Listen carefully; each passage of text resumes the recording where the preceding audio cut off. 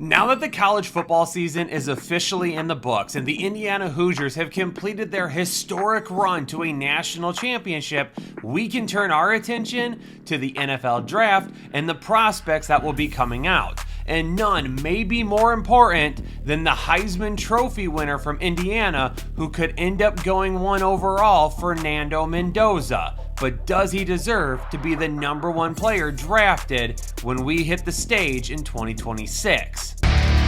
Calling the Indiana Hoosiers national champions in football is not something I thought that I would ever say. Congratulations to them and their fans. And a big part of the reason they made such a historic run this season is in part to their quarterback, Fernando Mendoza. And I think the general consensus at this point is that Mendoza is going to go number 1 overall to the Las Vegas Raiders, unless they were to make some sort of a trade or they were to prioritize defense over a quarterback of the future, which at this point in time, I highly doubt happens. But there's been a lot of, we'll say, back and forth about Fernando Mendoza and whether or not he is actually a strong pick at number 1 overall. Mendoza was not highly recruited coming out of high school. He played football right down the street from the University of Miami, who he just defeated in the 2026 National Championship. And if it hadn't been for a last-minute offer from California for him to come out west, he likely would have headed to the Ivy Leagues and looked at his education first and foremost. His first year as a starter in 2023, he threw for just over 1,700 yards and completed just over 63% of his passes. He was able to throw for 14 touchdowns and 10 interceptions during that time.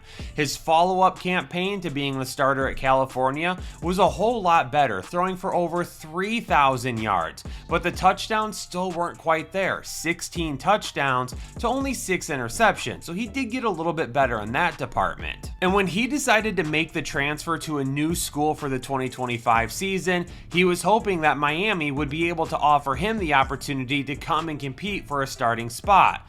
But instead, they went with Carson Beck out of Georgia. Fernando Mendoza picked Indiana, and the numbers turned into an historic season where he won the Heisman Trophy, throwing for 41 touchdowns, over 3,500 passing yards, and only 6 interceptions. In 2025, Mendoza led all Division I quarterbacks, throwing for those 41 passing touchdowns, but also having a passer rating of 182.9. Let's dive into the scouting report for Fernando Mendoza, and let's start with his strength. And the number one thing that you see on film when watching Fernando Mendoza is he has that it factor. Now, if you watch the national championship game, you saw a guy that was getting absolutely blown up in the backfield at times. In the first half, he took a shot to the head that should have been targeting and should have been a penalty, but was not called. He gets up, he's bleeding from the lip, he stands right back in there, and he goes right back to work. He took countless other shots as well.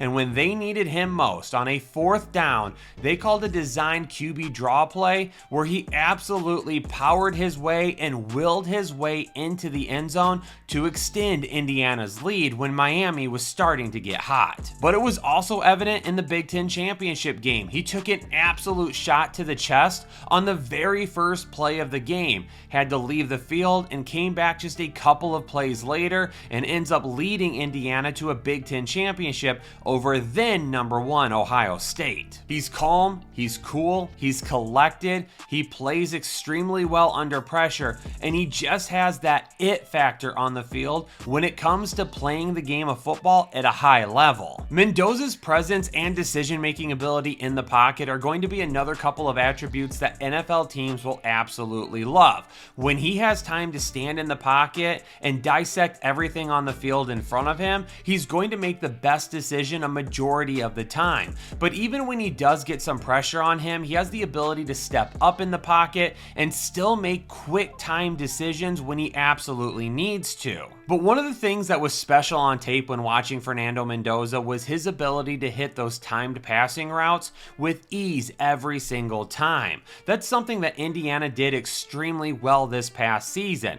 Those timing routes where Mendoza and his wide receiver absolutely have to be on the same page at the same exact second led to a lot of big plays and a lot of ability to make plays after the the catch for his wide receivers, because Mendoza was always on time. And being able to dissect the field and read the defense from the pocket is a really big reason why he can do that. When you watch Fernando Mendoza throw the football in the intermediate part of the field, he looks like a guy that can make every single throw, not just accurately, but with the power needed to hit his receivers on time. And we've got a couple of clips that we can take a look at that absolutely showcase exactly what I'm talking about. Mendoza definitely showcased this on a couple of plays against Oregon and Iowa this year. And these throws that he is making go from the opposite hash to the opposite sideline. And that is typically not a throw that is easy for a quarterback to make. But because of his power and accuracy in the intermediate part of the field,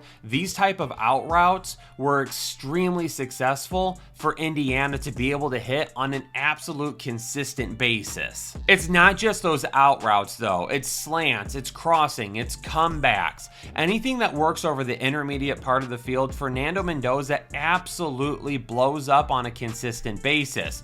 And the first thing I think about when I talk about that is what him and Brock Bowers could end up doing in the intermediate part of the field. But now we have to dive into a few weaknesses for Fernando Mendoza, some areas that he is really going to need to work on, and some things that we're going to keep an eye on, especially for his arm strength down the field. Now, for his strengths, we just talked about how well he throws the ball, not just with accuracy, but with power in the intermediate part of the field. But his overall arm strength down the field is definitely an area that is going to be a little bit of a concern, especially if you're trying to push the ball down the field at any point in time. These are a couple of throws from the Iowa and Oregon game once again this season. Fernando Mendoza had time to set his feet and he had an open target down the field, but unfortunately he underthrew them both times. And at the NFL level, you are not going to be able to do that. When you have open guys in one-on-one coverage down the field at the NFL level and you take your shot, you are not going to be able to underthrow it, because these NFL cornerbacks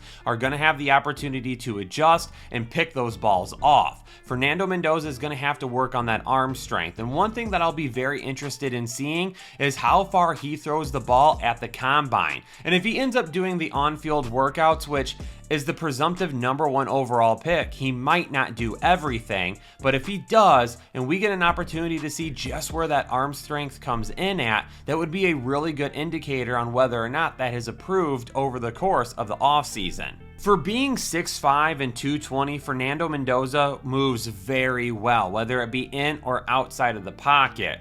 But he's not going to be an elite playmaker with his feet at the NFL level. When he gets going up against some of these linebackers and defensive linemen that are way faster and more agile than what he's faced at the college level, Fernando Mendoza may not make nearly the impact with his feet that he did in the college game at times. So his mobility may be a little bit area of a concern. And he very well may end up being a guy that becomes more of a pocket passer, maybe someone very similar to Jared Goff.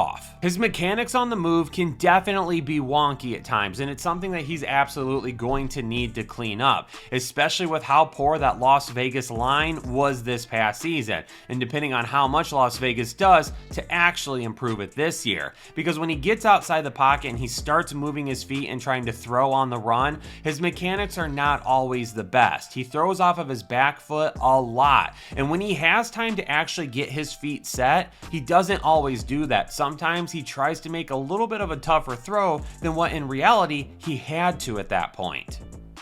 As of right now, Fernando Mendoza is my #1 quarterback in the 2026 NFL draft and my #3 overall player. And that could absolutely change over the next few weeks as I start to dive more into the defensive side of the football. Right now, the two players that I have in front of him are both defensive players, but there's a few guys right after him that could end up being elite game changers at the next level, where Fernando Mendoza may not be an elite quarterback. He could be very good, but he might not not be one of the better ones. And the good thing about Fernando Mendoza when you look at his outlook right now is that he has several traits that are going to help him excel at the NFL level. And not just excel, but excel right away. Because if he goes number 1 overall to the Las Vegas Raiders, I would be willing to bet he will be starting week 1, even if they bring in somebody to be a veteran backup for him. But I do believe there's a reason why Tom Brady and Las Vegas ownership had their head coaching candidates come to Miami to interview for a second round and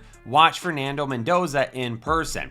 And it's the fact that I don't believe Fernando Mendoza is the elite type of quarterback prospect that can fit into any type of offensive scheme. He's going to need an offensive scheme that fits his skill set best, and that's his ability to work over the middle of the field. So if I had to guess, the Raiders are interested in a head coach that wants to run the football and wants to work a West Coast version of the offense that is absolutely going to attack the middle of the field, high percentage throws, picking up a little bit of yards at a time, really grinding on opposing defenses, and then taking a shot every once in a while. And when you take a look at some of the NFL starting quarterbacks who have been drafted over the last couple of years here, Fernando Mendoza is not going to reach as high as level as some of these guys. When you take a look at the upside that a Cam Ward, Jackson Dart, Caleb Williams, Jaden Daniels, Drake May, guys like that have, Fernando Mendoza is not going to reach that type of stratosphere at the NFL level. But if you were to say that, hey, Fernando Mendoza may be a little bit closer to a Bo Nix or a little bit better than what Bryce Young is, especially considering the fact that he has a bigger stature than what Bryce Young has, or like a Brock Purdy or a CJ Stroud when CJ Stroud was actually good, that is closer to what I believe Fernando Mendoza may be as an NFL quarterback. In fact, if I had to compare him to anybody, I would say Brock Purdy is probably the guy that he could come the closest to being the quickest. And if that's what you're getting in Las Vegas, I don't think that's necessarily a bad thing either. Fernando Mendoza is absolutely deserving of being the number 1 overall pick this year because he's absolutely the best quarterback in this class and he can be a successful NFL quarterback. Are you drafting a future Hall of Famer at number 1 overall? I don't believe so, but you're getting a good locker room leader. You're getting a guy that's going to buy into your organization, is going to be a great teammate, and he's going to be a solid quarterback that has a high IQ and will learn quickly. Headliner Nation, leave me a comment down below and let me know if you like these type of videos for other players that are going to be coming out of the NFL draft this season, and if you want to see more videos exactly like this talking about other offensive prospects. For now though, just hit that like button for me, leave a comment, subscribe if you're new here, hype the video, turn on bell notifications, whatever it may be. I would greatly appreciate it if you could interact with the video. But the most important thing you can do is stay safe and healthy, and I'll catch you on the next episode of the Fantasy Headliners. Analytics off the chain, all the channels not the same. Jake and Kyle, you know the name. Headliner Nation, we running the game.